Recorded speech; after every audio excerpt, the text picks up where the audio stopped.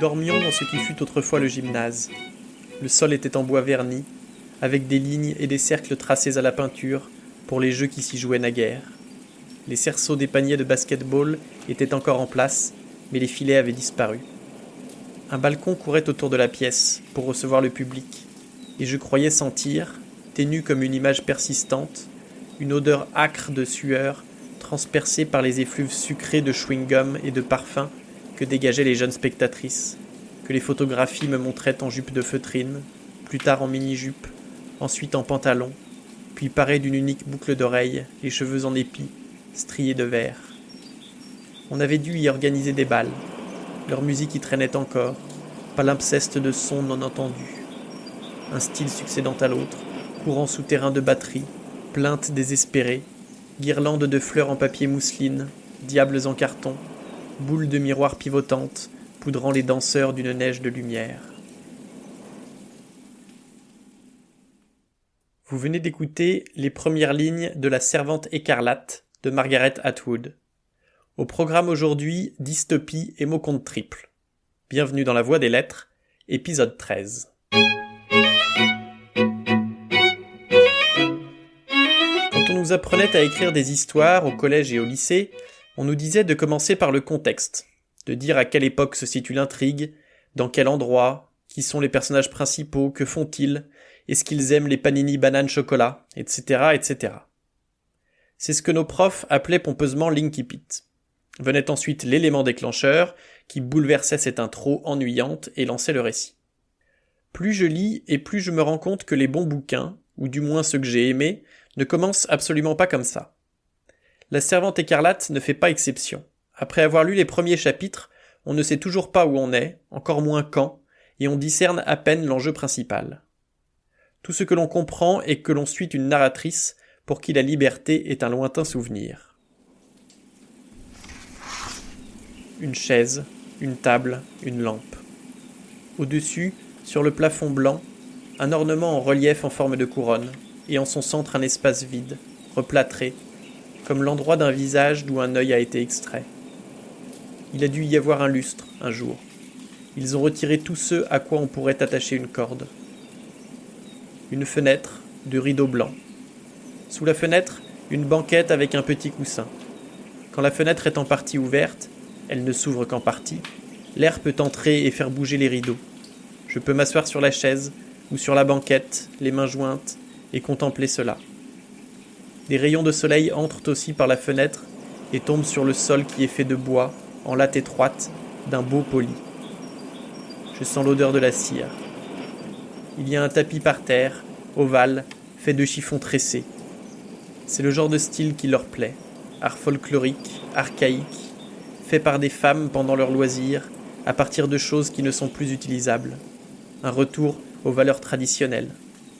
Qui ne gaspille pas ne connaîtra pas le besoin. On ne me gaspille pas. Pourquoi suis-je dans le besoin ? Au mur au-dessus de la chaise, un tableau, encadré mais sans verre, une reproduction de fleurs, des iris bleus, à l'aquarelle. Les fleurs sont encore autorisées. Avons-nous toutes la même reproduction, la même chaise, les mêmes rideaux blancs ? Je me le demande. Matériel militaire réglementaire ? Dites-vous que c'est comme si vous étiez dans l'armée, disait tante Lydia. Un lit. À une place, matelas semi-dur recouvert d'une courte pointe floquée blanche. Il ne se passe rien dans le lit, sauf dormir, ou ne pas dormir. J'essaie de ne pas trop penser. Comme d'autres choses maintenant, la pensée doit être rationnée. Il y a beaucoup de choses auxquelles il n'est pas supportable de penser. Penser peut nuire à nos chances, et j'ai l'intention de durer. Je sais pourquoi il n'y a pas de verre sur l'aquarelle aux iris bleus, pourquoi la fenêtre ne s'ouvre qu'en partie, et pourquoi la vitre est en verre incassable. Ce n'est pas la fuite qu'ils craignent, nous n'irions pas loin. Ce sont ces autres évasions, celles que l'on peut ouvrir en soi-même, si l'on dispose d'un objet tranchant. Les premières pages du roman pourraient être appliquées à n'importe quel régime totalitaire. On en apprend plus au fur et à mesure, mais toujours progressivement.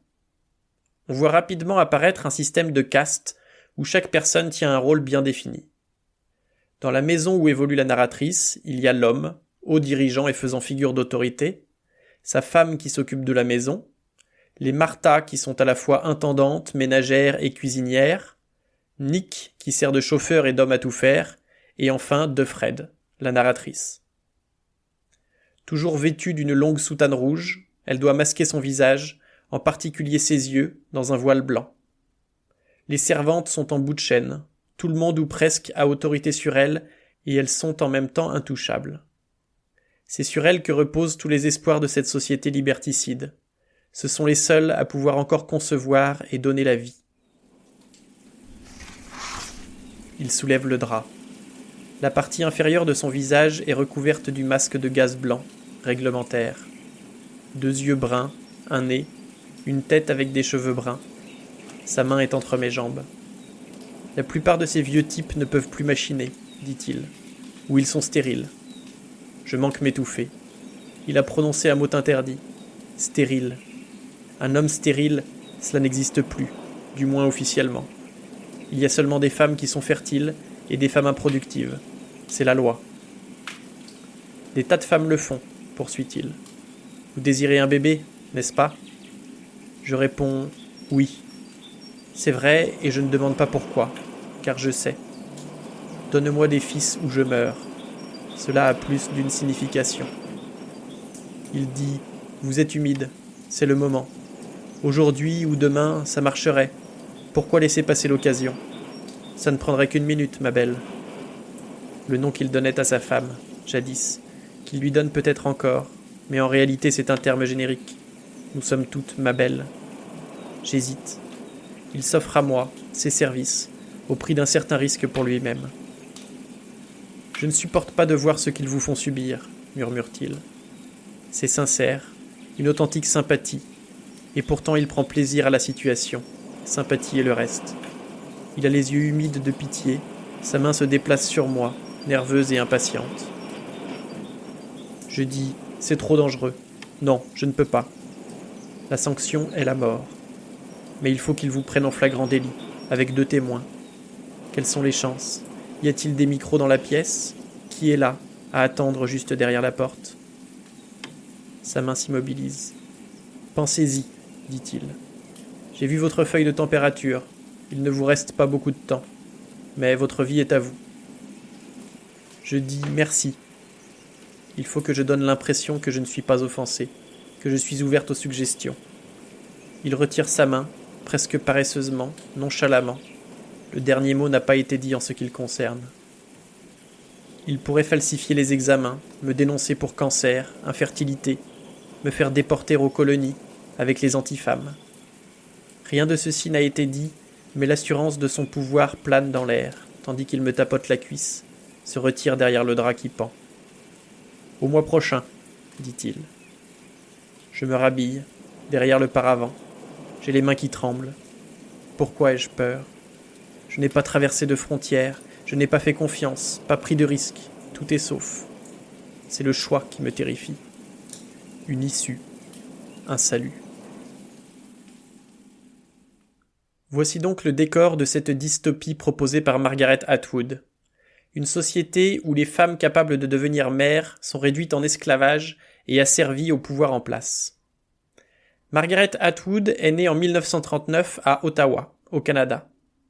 Elle commence à écrire à 16 ans, fait ses études à l'université de Toronto, puis à Harvard. The Handmaid's Tale est publié en 1985, en anglais, et sortira en France 2 ans plus tard, sous le titre La Servante écarlate. Elle obtient le prix Arthur Clarke, récompensant le meilleur roman de science-fiction. Le livre sera adapté au cinéma en 1990, en opéra, en ballet et en une série télévisée depuis 2017 sous le titre original The Handmaid's Tale. La série, qui en est à la 4e saison, a beaucoup de succès. Je n'ai regardé que les premiers épisodes et ils transmettent bien l'atmosphère du roman. Si vous avez la flemme de lire les 360 pages du bouquin, c'est sûrement une bonne alternative. Dans le roman, l'intrigue se situe dans les années 1980 aux États-Unis. Suite à une baisse de la natalité, des groupes religieux extrémistes prennent progressivement en charge la société, depuis l'interdiction pour les femmes d'avoir un emploi ou même un compte en banque à leur nom, jusqu'à la mise en place d'une milice, d'une armée et finalement d'un régime totalitaire. Bien que souvent considérée comme une œuvre de science-fiction, Margaret Atwood elle-même nous dit « Je m'étais fixé une règle. Je n'inclurai rien que l'humanité n'ait déjà fait ailleurs ou à une autre époque, ou pour lequel la technologie n'existerait pas déjà. » On trouve de nombreuses références à 3 grandes œuvres de la littérature dystopienne. Il y a la guerre, mentionnée mais jamais vécue, et les exécutions publiques, qui rappellent 1984 de George Orwell. Il y a le système de caste et le contrôle de la natalité, qui sont des références au meilleur des mondes de Aldous Huxley. Il y a enfin un thème inspiré de Fahrenheit 451 de Ray Bradbury, la haine du pouvoir totalitaire pour les livres, la lecture et la langue en général. Même les mots des enseignes ont été effacés, et il n'y a plus que le symbole d'un bœuf pour désigner la boucherie, ou une baguette pour la boulangerie. Et c'est cette suppression de l'écrit qui fait toute la force de l'extrait qui va suivre. Le commandant est debout devant la cheminée sans feu, le dos au foyer, un coude appuyé sur la tablette de bois sculpté, l'autre main dans la poche. C'est une attitude extrêmement étudiée, à la Châtelain de village, inspirée d'une vieille illustration de revue masculine de luxe. Il a probablement décidé à l'avance qu'il prendrait cette pose au moment où j'entrerais. Quand j'ai frappé, il s'est probablement précipité à la cheminée pour se mettre en place. Il lui faudrait un bandeau noir sur un œil et un foulard décoré de fer à cheval. Je me félicite de penser tout cela, allegro staccato, dans un trémoussement du cerveau. Une raillerie interne, mais c'est la panique. En réalité, je suis terrorisé. Je ne souffle mot. « Fermez la porte derrière vous, » dit-il, assez aimablement. Je m'exécute et reviens. « Bonjour, » dit-il. C'est l'ancienne forme de salut. Je ne l'ai pas entendu depuis longtemps, des années. Dans la situation présente, cela paraît déplacé, voire comique. Un petit tour de vol en arrière dans le temps, une acrobatie. Je ne trouve rien d'adéquat à répondre. Je crois que je vais pleurer. Il a dû s'en rendre compte, parce qu'il me regarde, intrigué, fronce légèrement le sourcil, ce que je préfère interpréter comme une marque d'intérêt, quoiqu'il puisse s'agir simplement d'irritation. « Tenez, » dit-il, « vous pouvez vous asseoir. » Il m'avance une chaise, la place devant son bureau, puis il fait le tour de ce dernier et s'assied, lentement, et, me semble-t-il, laborieusement. Ce geste me laisse entendre qu'il ne m'a pas fait venir pour me toucher d'aucune façon, contre mon gré. Il sourit. Ce sourire n'est ni menaçant ni rapace. C'est simplement un sourire, amical mais un peu distant, comme si j'étais un chaton dans une vitrine. Un chaton qu'il regarderait, sans la moindre intention de l'acheter. Je me tiens droite sur ma chaise, les mains croisées sur les genoux. J'ai l'impression que mes pieds dans leurs souliers rouges plats ne touchent pas tout à fait terre, mais bien sûr c'est faux. « Vous devez trouver ceci étrange, » dit-il. Je me borne à le regarder. « Tu parles, Charles. C'est une expression de ma mère. » C'était. Je me sens comme de la barbe à papa, faite de sucre et d'air. Si l'on me serrait, je me transformerais en un petit tas humide et souffroteux, rosâtre, larmoyant. J'imagine que c'est un peu étrange, dit-il, comme si j'avais répondu. Je pense que je devrais porter un chapeau, attaché sous le menton par un ruban. Je veux, dit-il. J'essaie de ne pas me pencher en avant.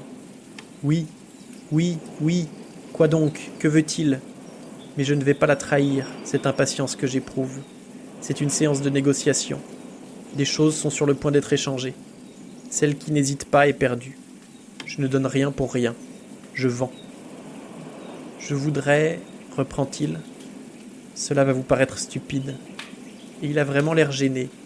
Désarmé était le terme qui désignait l'air que prenaient les hommes autrefois. Il est assez vieux pour se rappeler comment se donner cet air-là. Et se rappeler aussi que les femmes le trouvaient attendrissant, jadis. Les jeunes ne connaissent pas ces trucs-là. Ils n'ont jamais eu à s'en servir. J'aimerais que vous fassiez une partie de Scrabble avec moi, dit-il. Visualisez bien la scène, vous verrez pas ça tous les jours. 2 personnes en train de risquer leur vie pour une partie de Scrabble. Et pas qu'une, puisqu'il y aura la revanche un autre soir et d'autres rencontres clandestines passées à discuter ou à lire.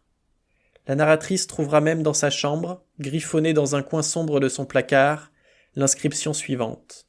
Nolite te salopardes exterminorum, du pseudo-latin qui veut dire « ne laisse pas les salopards t'exterminer ». C'est le signe qui lui manquait, savoir qu'elle n'était pas la seule et que s'organise peut-être, quelque part, une résistance.